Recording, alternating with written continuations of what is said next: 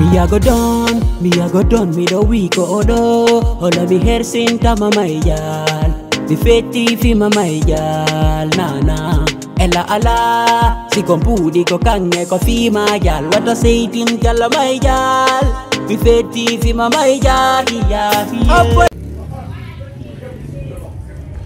La sistema kuya ore bana. Apa me pisu tu. Quarta con Arnoma, a Famica. Via. Kanan dia. No wonder no dia. No go bari. Ah sudah, esse é o suci conta. Ah, dari. Andi esse é o suci conta. Peti go no deni. Na ni ogini, wallahi ko bobo. Ana na dio bruli. Yo dara ko no.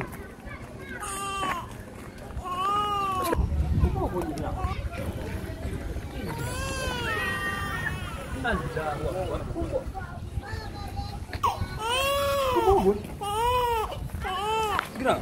Apa bumi ni sini? Ambil pun kubar. Ah, bumi. Apa cime mo ciro? Allah. Min depuis mi jombi be gwa.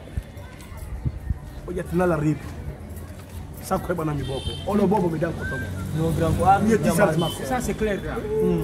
No grand quoi la tuyo batama. Mai, merci nan. Merci. Grand wale do ya.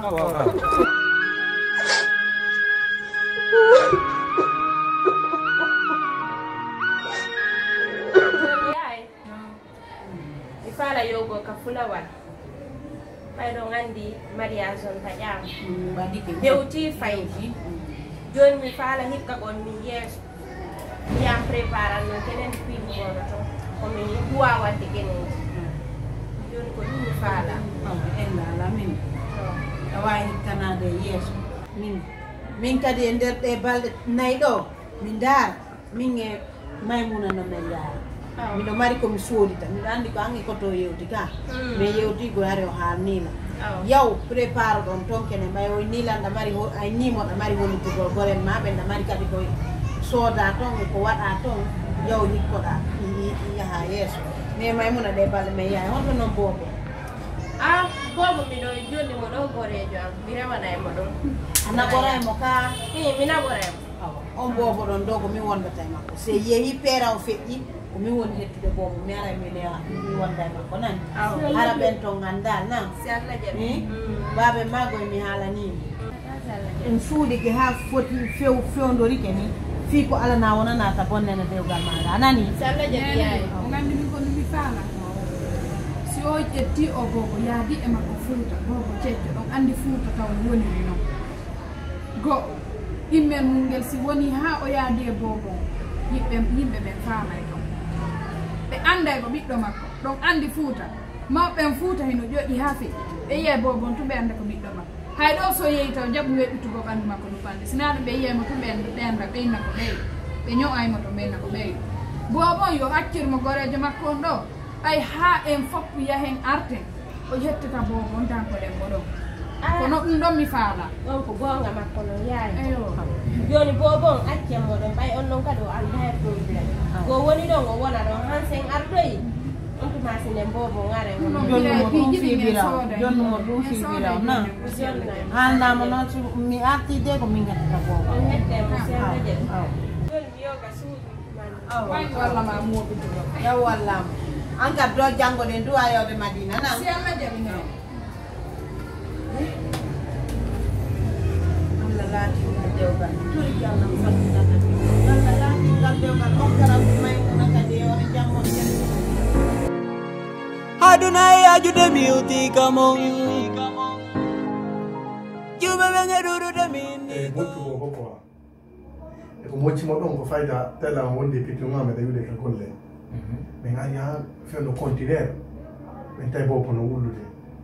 Ngir ko wulata kompay ko kum dali. Armi na sukude ko bari bi donni wulude quoi. On fami. Bay ko ngudar tay ko bobo. O bobo me yettimo men tay fu so dam. Ko bobo pin. Mi calcoli, quindi mi gombi e un guai banana mi. O fami, inni ma o dopo ma ta ma ci tele ma mi ara kwa sansiga. Mi getta kaidi ko fito problem aro jango kwa. on famille. Maintenant, il a totalement, comment dirais-je, et puis tant que corps bon quoi, il y a des dispositions pour nous non. Ok, na kupugo ngala. Gonko benta kon piji ni fa pala pala saria. Menen do ko fi din piji joddini men. Ko fi bobobe honno be dam porte mako honno bobo wawi ta wonirde tam de bonnes conditions. Oui. Est-ce que on fa? Si bobo kay goddo majji no ara do mi wada recherche fimu.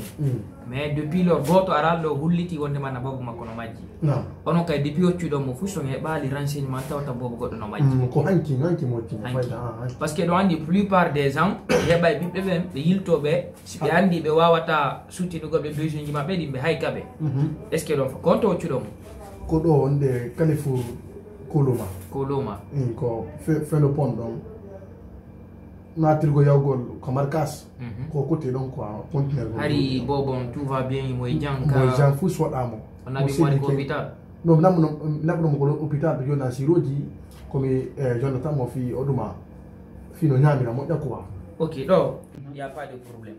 Menen do mardo kala si fani problème si o ci do ko njo ini men do tigi on ko no faali non parce que men do mede mari garderie garde be bobobe woni bobo o cekkoy woni be ala nene woni be o tiabe fu men maray do est ce que don famude parce que hara be bonne condition dun Allah wadi ko no ngocci bobo o ngari ka don déclarani hore mo ngocci mo nabi kamo est ce que don famude ko yotam ko no faali radon waden papier confirmé pi ngoto ok do na ko sat min jombi mo ndebe ngwa wadi problème ya kitimo et donc comme on dit qu'on faut pour la biddo sakko yang redu quoi. Donc on sait jamais dans la vie ko anda ko no on bobo do woni ta jango quoi hare na préféri na woni d'accord tant que godo bobo do jusqu'au ayande Allah ko sati kon quoi. Ok, donc y a pas de problème, famille ko fa lonko. Mais à une condition. Bobon kwanki mo tudo mo. Oui. Pour le moment information fusi alta wonde man na bobo ko no maji. Information fusi ye ka certificat milandike. Ok. Ko mi wada na papier on valable. Non. O wawi ni de biddo. Non. Mais tawta condition kala ko biddo hana wada ne do wada naymo. Parce que so andi on tenata dum don no wodi piji occupibe no wodi yimbe occupibe fi dum no garda be bobo. Non, je suis d'accord. Est-ce que on fa? Je suis d'accord. Ender on kadi si woni on yetti garantie makko on neyi mo an on jaddi famille mabbe pour en cas sorto ke ni ko biddo mabbe on arena on mardi affaire ko men ni mabbe mardi est ce que on fa donc haray ko dum don so yetti garantie dum don mi la wawa de papier valable wondo nya makko ne ammo nore ko no mo ko newde on jogore am wa biddo mo kon onon don andi e menen meden andi wona biddo mo rido ngoccumo. Est-ce que l'on fait un non, donc un goto. Donc c'est Woni Goto. On va faire ça. Un goto, on est pas plus aussi. Ok.